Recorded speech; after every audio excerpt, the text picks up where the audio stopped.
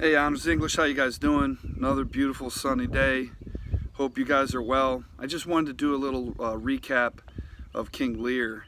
I know it's probably a difficult read, and I hope you guys got something out, and I kind of want to wrap things up and help you to get some closure on this and understanding why I wanted you to read King Lear, wanted you to follow along, and hopefully you got to watch some videos out there. There's some good videos. The reason why I wanted King Lear to be on this schedule as we finish up the year is because of this What Is Life unit. It's a good way to end the year, and we look at our town, we typically look at King Lear, we look at some poetry and things of that sort. So King Lear, who's a foolish king. Remember we talked about the elements of tragedy, the 6 elements. You got the hero, the hero who's a victim of injustice, but we sympathize with that hero. And we talked about this with Macbeth when we studied that.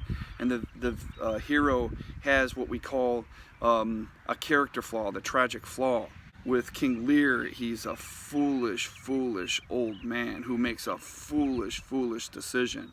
And then after that, you've got the tragic choice. And the tragic choice is the third element of tragedies. And the fourth element is the catastrophe, which is a result of the tragic choice, and also cosmic interference. And especially in this play, King Lear, we see that. The fifth element of tragedy is insight for the audience, insight for us. We gain wisdom through the tragic experiences of the character. And the last thing is catharsis, and that is the purging, the cleansing out through tears. So we talked about those things earlier in the year. These things apply really beautifully to King Lear, and King Lear is a really interesting, different kind of tragedy. Macbeth is a horrible person in the end of the story.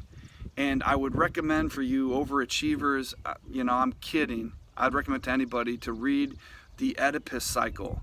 The Oedipus cycle by Sophocles, and you're going to see a lot of parallels between King Lear and Oedipus, because in the end of this play, King Lear's a better person than he was in the beginning of the play, which is really unusual for tragedies, at least in my experience with Shakespeare's tragedies. You see characters deteriorate and become worse and worse and worse in some of the comedies, like Angelo. Angelo, it's a comedy, and he, becomes worse and worse. Well, King Lear is a foolish, stupid old man, dividing his kingdom in 3 and basing that division of his property between his 3 daughters and their husbands. In the case of Cordelia, she doesn't have a husband yet, but he's basing it on flattery from his daughters. It's a foolish thing. He's a foolish old man. Everybody knows it, except for King Lear. This idea I've talked to you guys about is, you can't take your head off of your body and look at yourself. That's why we depend on other people to help us to see ourselves. King Lear has no vision of what he's like and the foolish mistake he's making, but he does have people around him trying to help him. Cordelia says, you're making a mistake, because he wants to divide his kingdom based on the flattery of his daughters, and he's going to set up Cordelia at the end to be able to flatter him the most and get the best portion of land. Well, she thinks it's foolish, because that you're not going to get a test of true loyalty through flattery. King Lear's noble servant Kent says to him, you're being foolish, don't do this, don't divide your kingdom, first of all, because when you divide your kingdom, what happens? You're creating rival factions, and that's exactly what happens in the play. And King Lear's a foolish man. He does it anyway, and he's stubborn, and he doesn't listen, and he loses his temper. And there's a really interesting thing in this play between this idea, when you lose your temper, you get mad. What's another way that we use that word mad? It's for madness. And so what you see in this thing is, and when you lose your temper and you get mad, it's like a temporary losing of your sanity. And King Lear literally in this play goes through losing his temper at, the flip of a hat, and then also eventually he kind of loses his mind for a period of time. This idea between anger and losing your temper and madness, craziness, insanity, there's a strong correlation. And this is a mental health story. King Lear goes through a period of serious mental health and then recovers. How does he recover? Really interesting. After he recovers, who is he in the end? It's a great story. The other part of the story that's so strong, it's one of these themes that's all through Shakespeare, it's all through this class. Who can you trust? Who really cares about you and who doesn't? Well, King Lear doesn't have eyes to see that. He's totally mistaken. The two people that he can trust, Kent and Cordelia, he loses his temper because they tell him the truth. And the truth is sometimes hard to hear.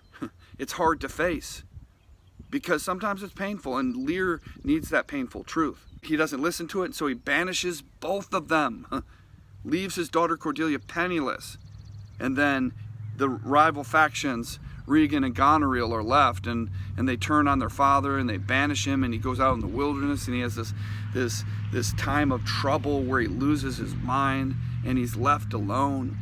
And in that time he has an awakening, and that's the part about this play that I think is really powerful. He gets out there and he realizes, you know, when I was king, I didn't take care of these poor naked wretches.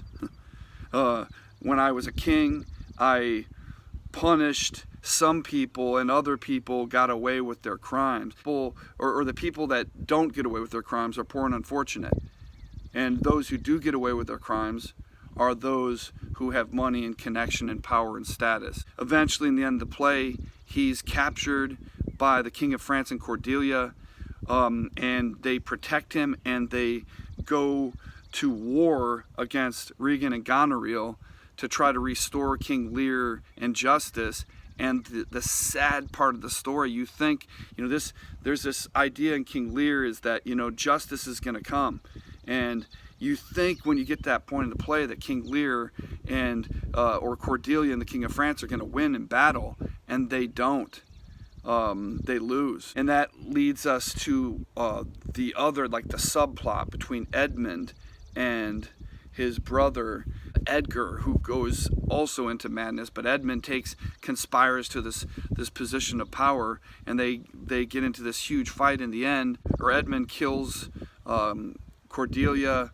He is responsible for sabotaging all kinds of people, and in the end, Edgar makes him pay and come to justice, and there's a huge fight between them, a sword fight in the end of the story. Edgar wins this fight against his bastard brother Edmund, and when he does, Edmund reveals one of the fundamental truths about the whole story, is that the wheel comes full circle. And there's another point in the play where Albany, the husband of Goneril, says, "This shows you justicers are above, that our speedy crimes do come and avenge." And the big theme in this play is that, you know, if you do evil, it's going to come back and it's going to get you. The wheel's going to come full circle. It may take time. It's not going to work out perfectly because there's a lot of tragedy, a lot of good people and innocent people die in this story that didn't have to. I hope you guys enjoyed it. I hope you learned something from it, and you guys have a good week.